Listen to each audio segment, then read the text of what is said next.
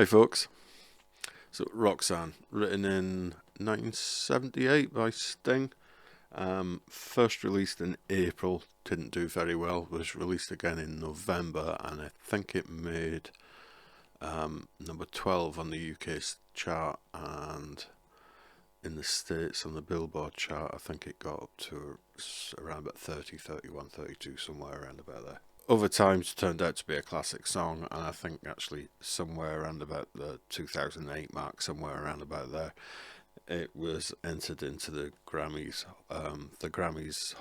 Songs Hall of Fame. So that's pretty cool accolade. To play it, we start off with this a G minor chord, and we're just going to play downstrokes. And as soon as we get to the end of the strings, we're going to relax our fingers just to cut it short. That's 1, 2, 3, 4. That G minor chord on the intro and between the first and second verse, I think as well, it plays that bar through twice before it actually kicks into the song, so you end up playing 3 bars on that.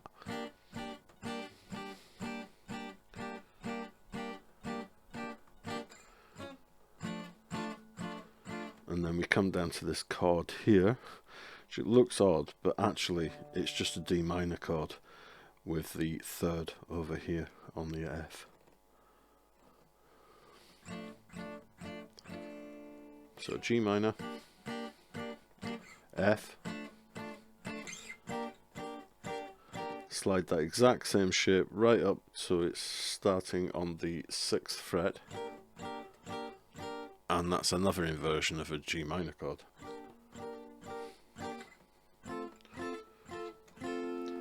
That's an inversion of an F chord, an E flat, F sus4, G7 sus4. On that first G minor chord, I'm going to bar the 3rd fret on the 1st, 2nd and 3rd strings, the E, B and G strings.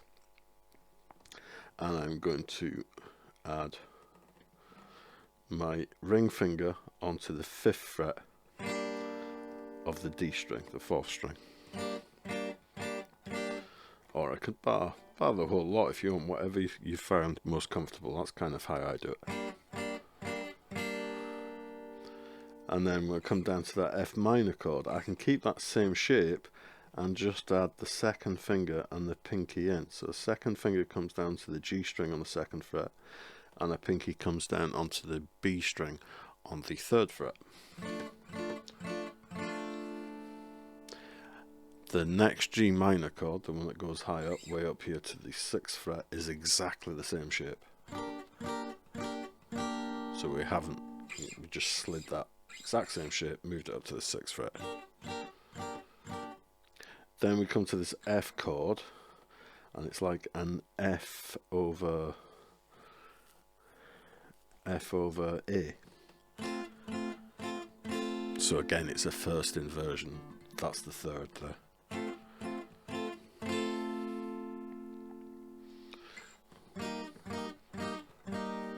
Slide that down 2 frets.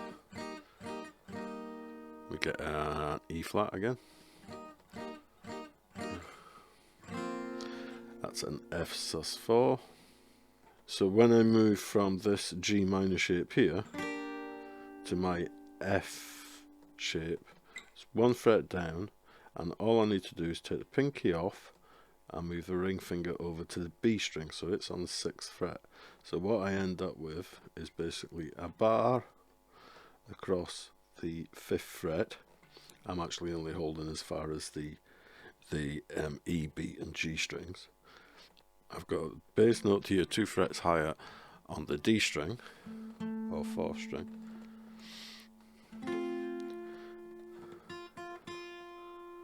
And I can put a root here on the B string on the 6th fret. slide that shape down 2 frets, and we get an E flat over G.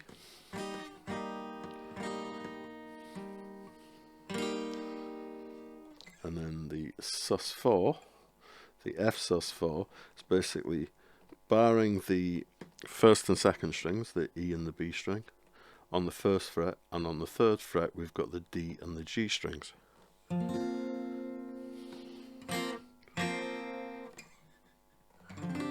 And then this G7 sus4 chord. Bar right the way across the third fret, ring finger on the A string on the 5th fret, pinky on the D string of the 5th fret, and play all the strings.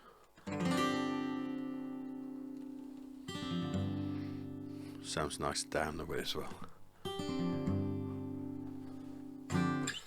So it's, that was the verse part, and then there's a pre-chorus part, which is just a short little piece, but it's the same chords bar 1. So we start off with that E flat chord again, E flat over G. Move that down to the F sus4, and then up 2 frets to the 3rd fret. And we get a G sus4 there. Then we repeat that.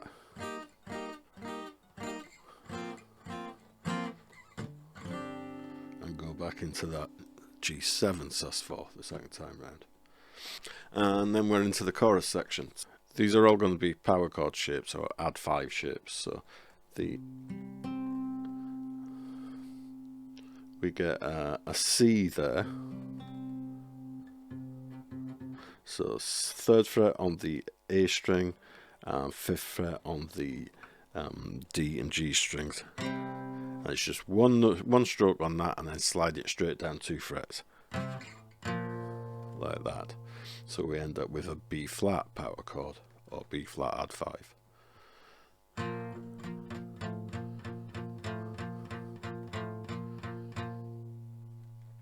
And I'm going to lift that finger off on the 1 beat, on the, on the downbeat.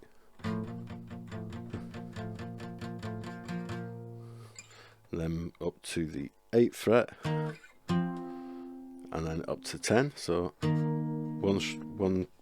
one hit on the 8th fret, and then up to the 10th. So that's going from E flat to an F. And then this time what we're going to try and do is slide, or take your first finger and drop it a fret while leaving those on there. That can be a bit challenging to begin with. If you find that hard, you might actually find it easier to move the entire chord, and that's fine to do that as well.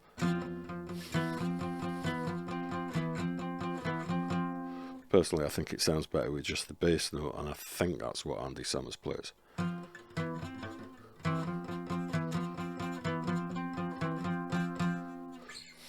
And then down to the next set of strings, the E, A and D string, same shape, from the 1st fret, so it's an F power chord, or an F add 5, up to the G, up to the 3rd fret.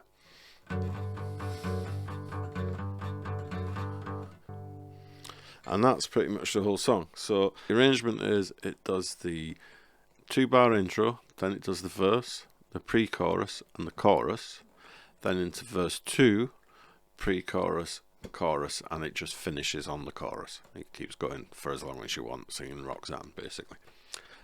Personally, I think it shows off Sting's younger voice pretty well, that song. I think it's probably one of their best. Anyway, I hope you enjoyed it, and I hope you find this helpful. If you did, watch a couple more videos, you might find some more that you like. Cheers folks, thanks for watching, bye bye.